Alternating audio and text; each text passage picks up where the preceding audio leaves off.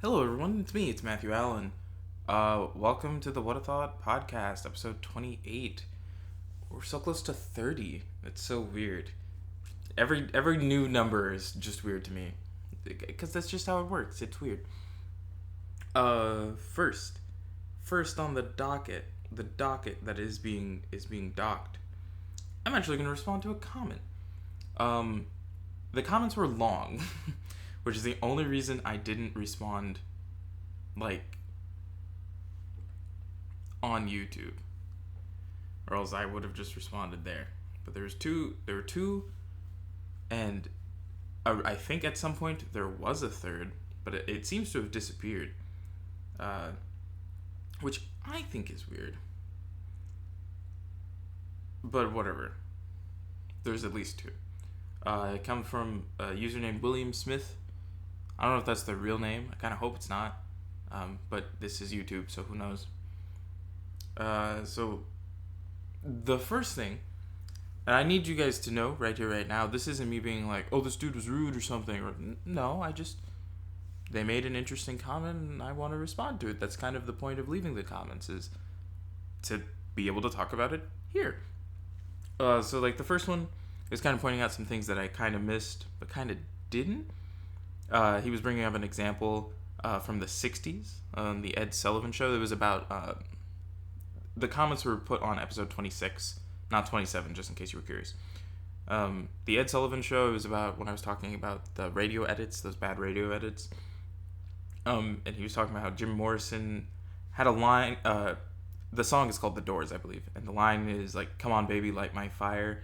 And Ed wanted him to say, baby, we couldn't get much better. Because, like, the, following line was supposed to be, baby, we can't get much higher. I don't know why the change would have really need to be made. I'm not from the 60s. I know I did learn about music of the 60s and how certain things had to be censored and all that jazz, but I don't know the full effect with the difference between the word higher and better. And that did not happen. Jim Morrison sang the original line while looking Ed Sullivan dead in his eyes, and then was apparently never invited back to the show, which I think is hilarious. Now, the thing is, that's not a radio edit. I was specifically looking at radio edits. This one is an edit that was supposed to be made for live broadcast television. Hence why it didn't come up in the three separate articles I was looking at, and wasn't mentioned.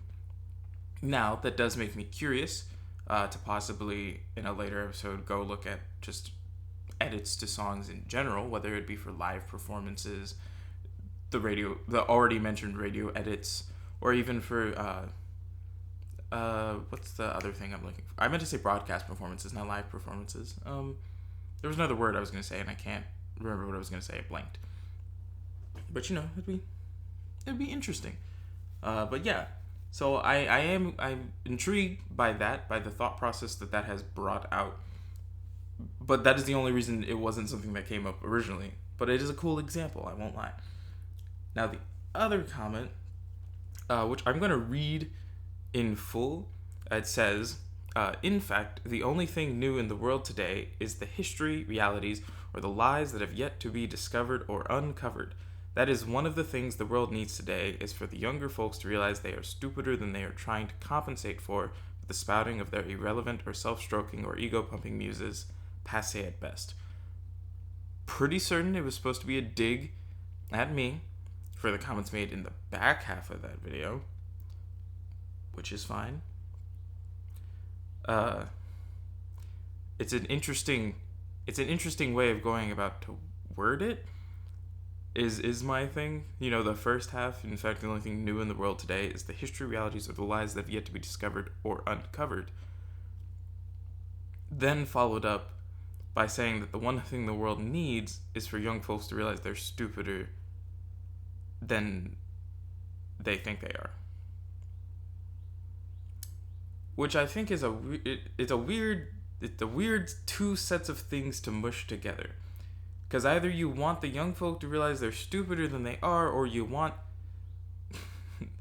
you know, more people to go out and change it so that the new thing in the world is not the fact that we have things, lies and histories and realities that have yet to be discovered or uncovered. You can't have both. Either we go out and discover those things, or we admit we're stupid and we sit back. And we can't do both. And I think it's funny because I don't think I ever tried to tout myself as being smart. Now, again, could be making a blanket statement and not one directed at me, perchance. But in this example, we're going to say it's directed at me. I've never touted myself as a smart person. Have you seen the things I make? There's no thoughts behind these eyes. It's just a person talking. That's the title. It's What a Thought. It pops into my head, we talk about it. We see how far it goes in a conversation. That's just sort of the way it is.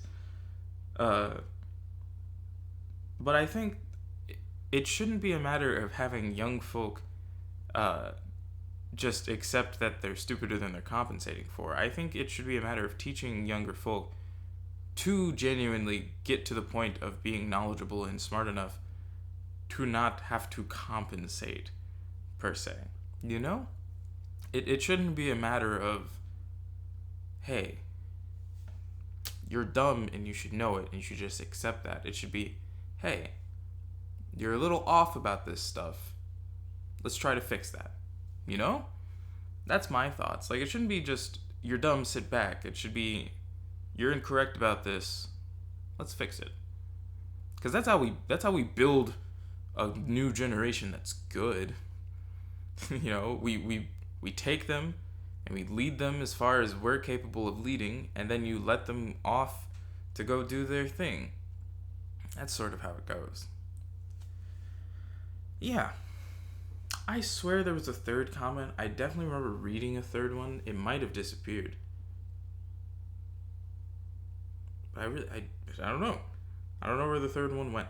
It's only telling me there's two. That's fine. But yeah, I wanted to start with that. Because I don't want anyone to think that if they leave a comment, I won't acknowledge it. Especially comments like those. Those are the ones I want to interact with. I'm intrigued to see those. As I stated, that person, I still don't know if that was something directed at me or if it was a blanket statement to young people like me. But they weren't mean, you know. They said their point, and I'm acknowledging it. That's how this should work. That's how all of these moments should work. Anyone who thinks otherwise, I have some questions. I'm currently sitting here, kind of just dying in my chair. I had like a half of a cookie from Twisted Sugar. I don't know if anyone's ever been to Twisted Sugar, and I did Google to make sure it was a chain with multiple locations before I started talking about it. I didn't want to go mention something that was like local to my own, like to my where I live, and then have people figure out where I live. That'd be awful. But it's over in like 8 states, so I was like, this is fine. But they're very large sugar cookies, and then they top them with different toppings, and that's how you get the different flavors. I picked up a box of 6 to split between me, my mother, my sister. Now, I gave one to my mom, and the whole time, I've never seen someone eat a cookie so slowly, but with so much effort, and then finish it and talk about how disheartened she is that she finished it because that was too much. And I was like, well, then I think it did its job. It's a cookie. But they're big, okay? They're big. They're quite expensive. I think it was like $15 for the 6 I bought. They have interesting flavors. It's kind of goofy to see butterbeer as a flavor for things. I didn't get that. I tried that cookie, I think, once like a year ago because my sister got it. And I was like, that's awful. It did not taste good in cookie form. They do have a milkshake thing. They call it an ice cream smoothie, and I'm like, guys, that's just a milkshake. I don't know what you could do in the blender where ice cream is involved that would make it anything close to a smoothie and not just a milkshake. But those cookies are rich. They're very rich. The frosting is very thick. They have very intense flavors. And by that I mean the flavors are strong. I don't mean like the flavors are intense. They stab you. They just have strong flavorings.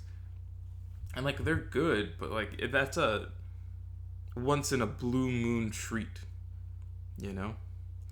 It is a once in a blue moon treat that is tearing me apart inside. Okay. So, I get to acknowledge those comments. I did that. I'm looking at my notes to see what things I was going to talk about. Oh, I finally got to see No Time to Die, which had been sitting in my bucket list, but I had no way to watch it, but I saw it was on Amazon recently. I had reactivated my student account because I needed to order something for the other channel. In fact, I was getting some parts that were going to make recording older systems doable, which is exciting. I had to get I tried one cord and that didn't work, and so I had to send that off, and then I had to get 2 separate items, one for the PS3, one for the PS2, and those both worked.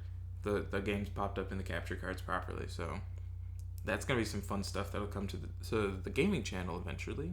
We shall see. But until then, it's going to be a secret, at least until the beginning of July, when I announce what games are coming in July. But No Time to Die. So I had to reactivate the student account. It was like, oh, use your benefits, Prime Video, and I saw they had a bunch of James Bond movies in there, including No Time to Die. So I was like, Mom, watch No Time to Die with me. So we sat and watched it. She had her own comments. She did not like the lady that took over the 007 numbers from James. I don't remember her name. I just know she's also in Captain Marvel and also Doctor Strange in the Multiverse of Madness, where she plays... I just know it's something Rambo. Not Rambo like John Rambo, but like B-A-U, like Rambo, like French. She's the friend, the pilot friend. It's a Captain Marvel. And then they have her as the alternate Captain Marvel for Doctor Strange in the Multiverse of Madness. Sorry if you haven't seen it, but Marvel is moving too fast to never be worried about spoilers. Keep up with the times. The future is now, old man, as Huey said in Malcolm in the Middle. Is that his name? I need to rewatch Malcolm in the Middle. But other than that, it was a fine movie. It was, I think, Rami Malek as whatever his character's name was, because it wasn't a regular name, so I'm blanking on it really hard. I thought he was boring. The weapon he had was cool, but other than that, he just was kind of there. And he's not strong or anything. The only time he had the upper hand on Bond was because he shot him from a dark corner. Bond was going across and he just kind of shot him. And I was like, oh, okay. I guess this is how we're gonna go. But then the moment they got into an actual fist hand fight, he was down quick. He was down quick. And then he died. And I was like, I guess. But it wasn't good. It wasn't the strongest villain. I think we have been struggling with villains since Skyfall. Because Blofeld in Spectre was not the best. Oh, my eye. There's an eyelash in it. You're not supposed to be in there. You're supposed to protect it. I also know my mom had her own little comment to make about the fact that they, spoiler alert, they definitively killed off James Bond in a missile strike. It's a whole part of the plot is he gets scratched with I forget the name of the weapon, but it's designed to specifically target someone's DNA so that it would only kill that person. It was supposed to be an effective, no more collateral type of death. And he gets scratched with it, and it's not for him, it's for the woman that he had loved, that he had a kid with, that he didn't know about. He didn't know about the kid. And so if he goes near them, they would die. So instead, he just willingly lets himself stay on the island and gets blown up. And it's a whole thing. And I don't know. I had a mixed feeling because one, it was kind of interesting to see the hero win and then not get to like enjoy that win. Just sort of like that's where it ends for him. He died. There's nothing more you can come from that. He's dead. But also, I don't think anyone has ever seen a James Bond die on screen. We've seen other double O's die, like the one that's got, was it Sean Bean as 006 because he's the bad guy in that movie. Like we've seen other double O's die, and we've seen plenty of like Bond women perish in their respective movies. I may you rest in peace, Strawberry Fields, and Quantum of Solace. I almost said Eva Green, but I forgot her character's name. It's Vesper. It's like Vesper Lind, right? From Casino Royale. Like, there's usually a Bond woman that dies within the movie, but never Bond. It's very weird, you know? I don't know. Maybe that's just me, but I think we could have had a nicer send-off rather than just obliterating him. Because Bond's been through a lot. You gotta remember, so Daniel Craig, he played this character for 15 years. From 2006 to 2021, because that's when No Time to Die came out, was in 2021. So he's not the longest running Bond, because I think it still falls to Connery. Connery is still the longest running Bond. But he's still, like, he's been doing a lot for Bond. Especially because he was the youngest when he started. Yeah, he was the youngest Bond. Which threw everyone off, apparently. Which is fine, I guess. But he grew into the role, everyone loved him, Skyfall was great, Spectre was and then we sent him off and we killed him. And I don't know how I feel. I feel like Bond deserves something better than to die. He goes through so much. Man is so close to death every movie that to have his send-off be him willingly dying feels so wrong. Like, it feels so absolutely wrong. And in the context of the story, it made sense. But outside of it, like, that's James Bond. You've just killed James Bond. And then it had the thing at the end of the credits where it was like, James Bond will return. What do they mean by that? Are they going through with the theory? Which I will explain, because I know not everyone knows it. I mentioned it to my mother. My mother is mentioned a lot this episode. But there's a whole theory for James Bond that states that both 007 and James Bond, the name, are titles given to the agent. And it was just kind of a theory that existed, and people were like, well, that'd be interesting. It would explain, well, how James Bond could look different, blah, blah, blah. But then it was sort of more seen as the proper explanative choice when Dame Judi Dench reprised her role as M for Daniel Craig's Bond movies after appearing in a different set of James Bond movies as M with a different actor as Bond. I believe it's the one right before him, which I assume that's Pierce Brosnan, right? Our soon-to-be Dr. Fate. Pretty certain. But, like, that would be the only way to explain how she can be M across multiple separate Bonds, Which I think I would be fine with. So, if maybe they're going to play into that, they're going to confirm that theory for these movies, that would be fun. I liked the whole supporting cast that we had. Like, I know they killed Blofeld in this movie as well, which I thought was dumb. But I liked the Q we had. I liked the Moneypenny we had. I was okay with Ralph Fiennes taking over and being M. He's no Dame Judi Dench, but he's Ralph Fiennes, so that's fine. But I'm intrigued to know if those characters played by those actors from Craig's run will return, or if it's gonna be other people. I won't know until they go and announce another James Bond, in which then we will learn if it's, proper on reboot or what. Guess we'll see, but I don't know. Those are just my thoughts. Those are my thoughts on that. I finished Percy Jackson and the Olympians, The Sea of Monsters. I finished reading that here on this channel. Sorry, I blinked out. Finished reading that on the channel. It was a fun time. I think I mentioned about switching books, but I did kind of forget about the Percy Jackson series that's in the works. So I think it would be better off for me to maybe go through the third book, but I'm also very much considering starting Harry Potter. I know that the film franchise with Fantastic Beasts has been kind of struggling. I didn't even know the third movie had came out. It just did, and I thought that was wild.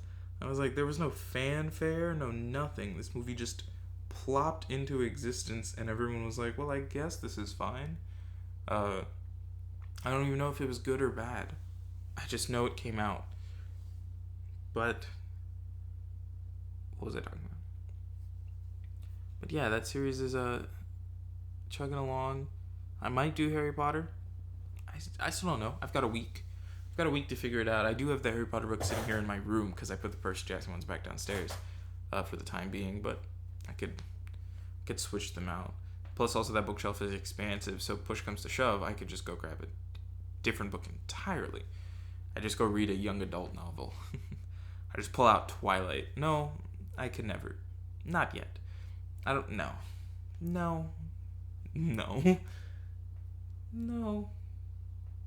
Couldn't do it. But yeah, still deciding on that front. I had a fun time with Sea of Monsters. There was a lot more characters though. There was a lot more voices, like consistent voices that I had to do rather than the occasional one-offs that occurred in Lightning Thief.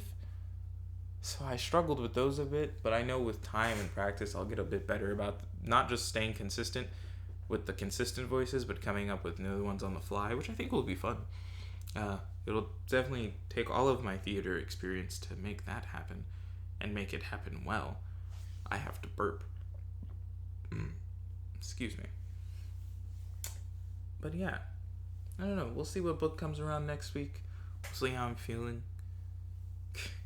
Keep buying games. I keep buying games on sale, and thus it makes me feel fine about it. But there's so many games that keep getting added to my arsenal, and there's so many games I need to get through for the gaming channel and for Twitch and whatnot. There's too many. It's too many. I don't have the time for that. No one has the time for that. Anyways, moving on. What did I see? Oh, that was a play. Sorry.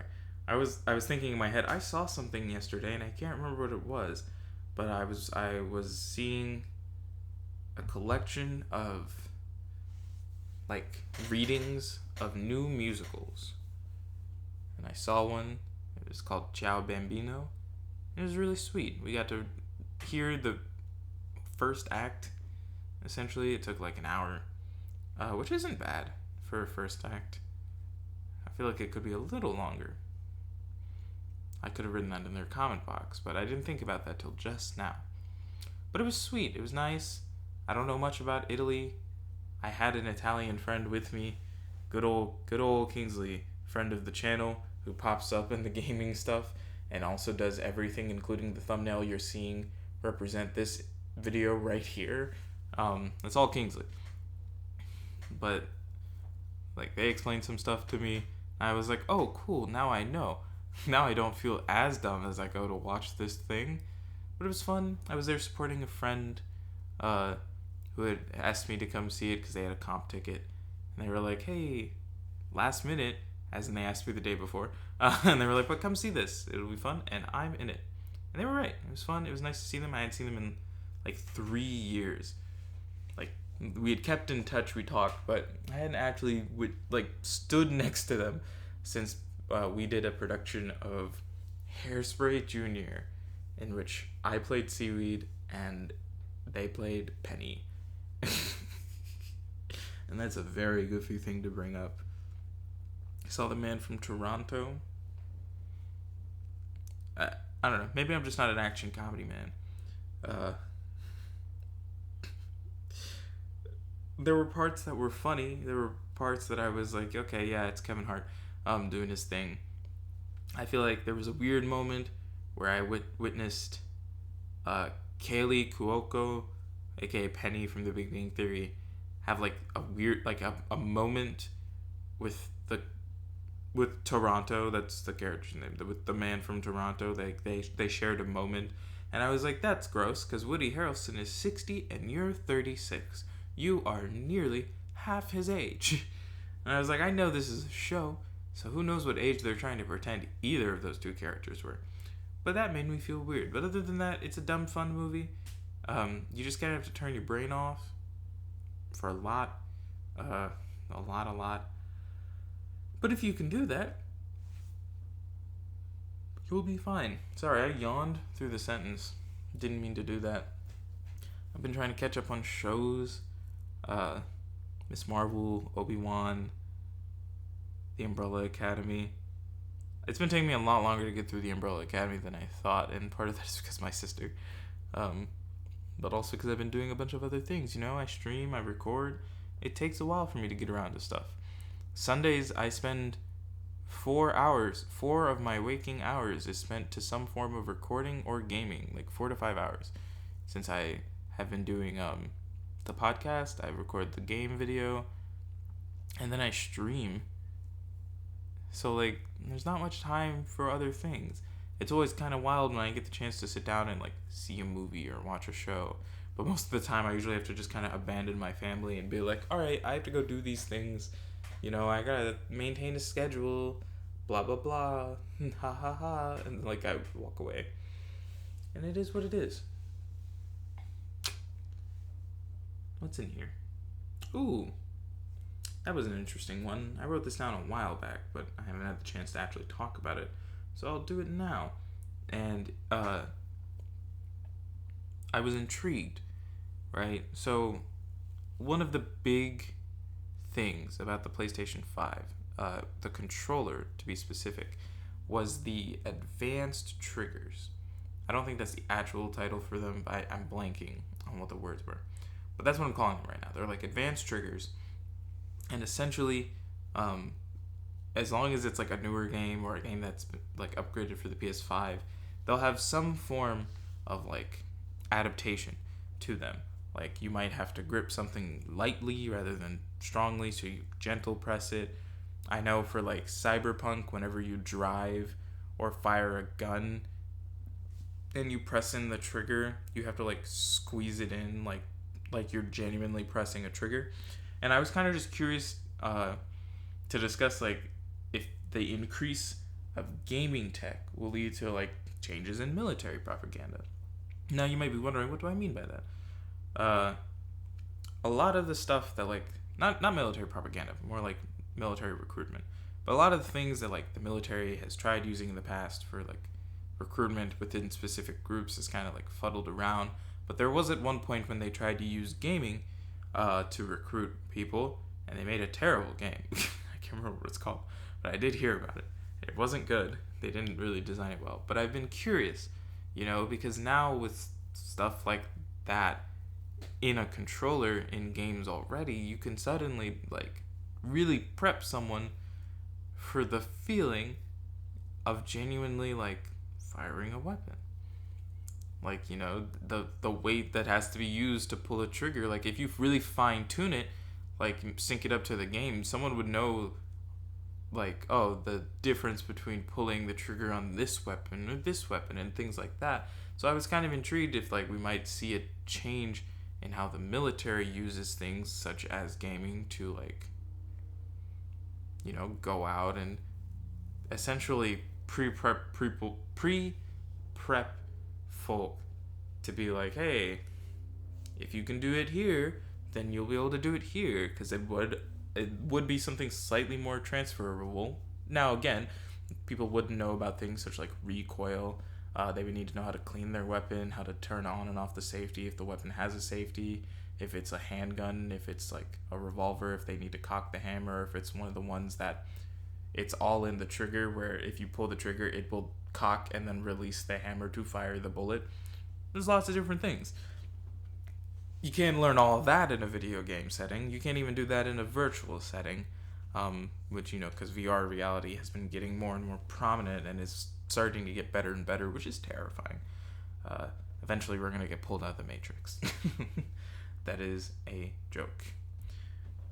But like it got me thinking, because it's a very intriguing and curious idea, because we very easily could start to see gaming, at least with the controllers of the PS5, because I know the new Xboxes, their triggers aren't like that, but we could start to see genuine shifts and changes and stuff like that, to the point that people can get fine-tuned enough to at least know the differences in weights of the triggers or whatnot. Now, it's going to be a long time before we get, like, gun cons that are at the same equivalence. If you don't know, back in the day, gun cons, that's what they call the gun controllers. You see it a lot in arcade games where you have to use a gun, such as like House of the Dead or the Terminator one that's everywhere for some reason. Like all of those weapons, those are called gun cons. But they haven't really released any new ones for like the home console market. The last one to really crunk out there was the GunCon 3 for Time Crisis 4, which is a game I own. I do own that GunCon. It's a fun time. But, maybe one day we're going to see one that's like properly weighted. It has all the switches and whatnot, and it would genuinely just sort of get you prepped and ready. Now, I know from a documentary I watched that something of the sort kind of occurs over in North Korea. They have arcade cabinets where the whole it's a like arcade like gun game cabinet, but the whole thing is that they're shooting Americans.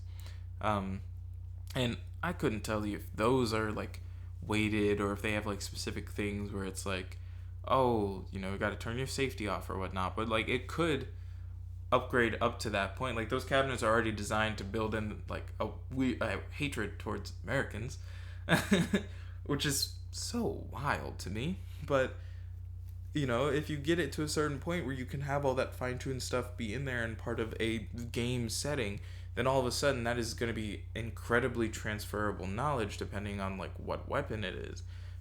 More than likely it would probably be some form of assault rifle. And I think that's insane to think about, because that's not something that occurs that exists now. Like we're not in that phase, but we could get there. It's a very intriguing thought. Like technology is advancing so fast that something like that could be plausible within the next, not even 5 years, like within the next 2 to 3. And it's very intriguing. So I wanted to toss that out there, kind of see what the people think.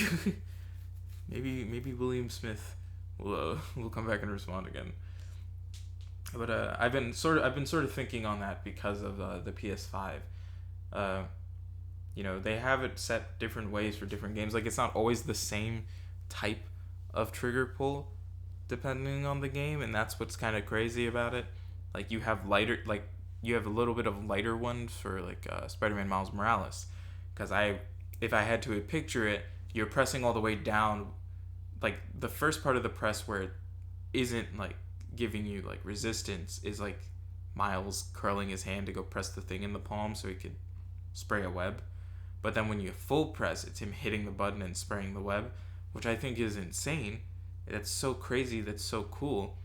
Whereas then when you go and play something like Gran Turismo and you're driving around and you really have to press it, like you feel the resistance and it feels like you're pressing down on the gas pedal in a very fast sports car. Or when you fire a gun in Cyberpunk, like it's all very different. So I think that's intriguing. We've hit that point in a controller. Now we can make a controller that can be those other things, and who knows where we'll go from there. Yeah, that one's been sitting in here for a while, but I'm glad I got to talk about it. I'm glad I got to bring it up. Maybe depending on what responses I get to it, we'll bring it up again. We'll go more in depth. Who knows? I forgot this was in here because it's more funny than it is something like serious. Wearing underwear as shorts. I know, right? After the previous portion of conversation, this one feels a little dumb. But if you're in your home and you want to walk around in your underwear or use it like a pair of shorts, that's fine. Like if it's like boxers or whatnot, whether you're a man, a woman, or other, they, them, It's. I have seen people with it's. I don't. That one confuses me just a bit. I understand the they them. I don't understand the it's, and that's me personally. But like, if you go out in public, you shouldn't do that. I work in a gas station in a very not nice part. And I had someone come in with like a child and they were purchasing something, and then I looked at her like outfit and it clicked. I was like, I've seen lines like that in pants before, and I was like, that's not pants. I was like, those are boxers. I was like, those are men's boxers. I was like, she's really out here wearing them as shorts. I don't know how she got all the way here without being heckled by anyone outside. But I was like, but that's so weird, because that feels so gross. You know? Like, I understand it's like, oh, you're wearing it like a pair of shorts, but it's still underwear. It's not like you're wearing underwear under that underwear. You're just wearing that. And that's what makes it really gross. Like, it's fine if you're at home, because that's your home. But once you go out in public, like, no, man, that's disgusting. I'm not for that. No one's for that. But yeah, don't do that. If you want to do it at home, that's fine. If you want to go out in public, put on real pants. Sorry if your convenience mart is literally next to your home and you just are feeling lazy. But you know how weird that is for the other people that are present, such as the worker like me, or even other shoppers / patrons? That's just an uncomfortable thing to do to people, and you shouldn't. You really shouldn't. And with that really weird note about wearing underwear as shorts, that's where I'm going to leave it off for today. I know, it's a bit of a shorter episode. But thank you guys so much for joining me for episode 28 of What a Thought. If you liked it, make sure to leave a like and comment down below. Tell me what other things you're hoping to hear me talk about. As well as check out the link in the description, which will take you to all the other things that I do. There's the gaming YouTube channel. I post a video there every single day. As of recording, a Sunday drive went up. That's what happens every Sunday, is a Sunday drive. Every time I record, a Sunday drive goes up. It's very nice. Or you can check out the Twitch. I try to stream there as many days as I can. That usually ends up being 3 days. I'm trying to go for 4, but there's always something that crops up on one of the 4 days, which is fine, I guess.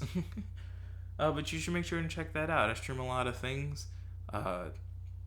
Yesterday, Sunday, day of recording, I should be doing Cyberpunk. Day of release, I should be in the midst of doing Red Dead Redemption. And then we should be going back to the quarry with good old Kate Kells. Thank you, Trevor. With good old Kate Kells on Friday.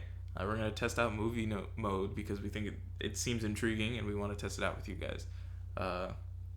So yeah, check those things out. Also, if you don't feel like leaving your comment to the public and just want to shoot it over to me personally, you can reach me over on social medias. I am on Instagram and Twitter. Both of those links are also in the Linktree link. So make sure to check all of that out. Also, just check out the things here on the channel. This is episode 28. There's 27 other podcast episodes. Some better than others. Some more wildly random than others. There's one where where the whole episode is just going over the 100 plus Smurf names for the Smurfs in the Smurf universe. I wish that was a joke, but it's not. You can also check out What a Book. So far, the entirety of Percy Jackson and the Olympians, both The Lightning Thief and The Sea of Monsters, is up. So you can give those things a listen. Maybe you want a refresher before the new series comes out.